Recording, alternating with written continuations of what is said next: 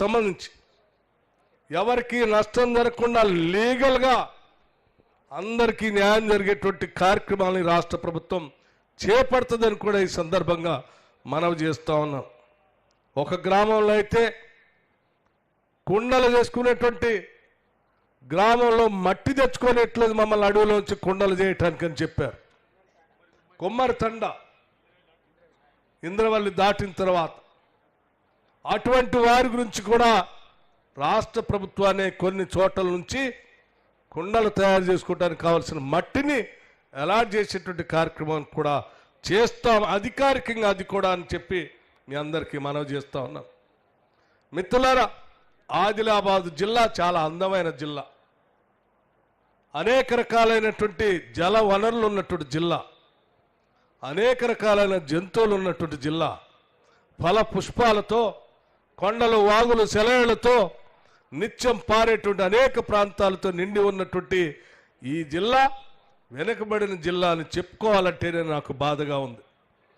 కాదు, ఇక్కడ ఉన్నటువంటి ప్రజలు గుండెల నిండా ప్రేమను పంచేటువంటి మానవతావాదులు. ఇటువంటి జిల్లా వెనకబడి ఉందనంటే నేను ఒప్పుకోను.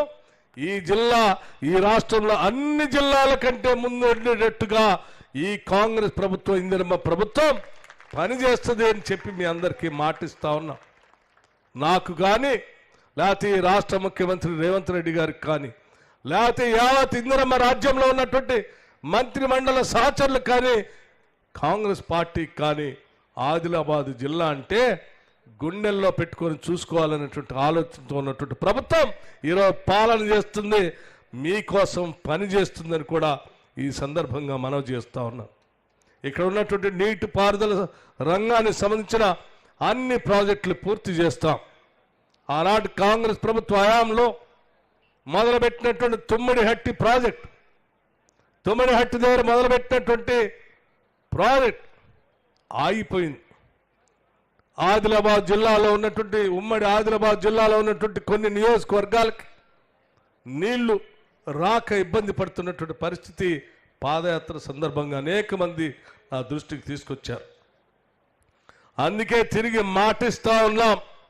ఆ రోజు ఏ రకంగా అయితే ప్రాణహిత చేవెళ్ల పేరు మీద తుమ్మిడిహట్టి దగ్గర మేము కార్యక్రమం ఆనాటి ముఖ్యమంత్రి డాక్టర్ వైఎస్ రాజశేఖర రెడ్డి గారు మొదలు పెట్టారో ఆ ప్రాజెక్టుని తిరిగి పునఃప్రారంభం చేస్తాం.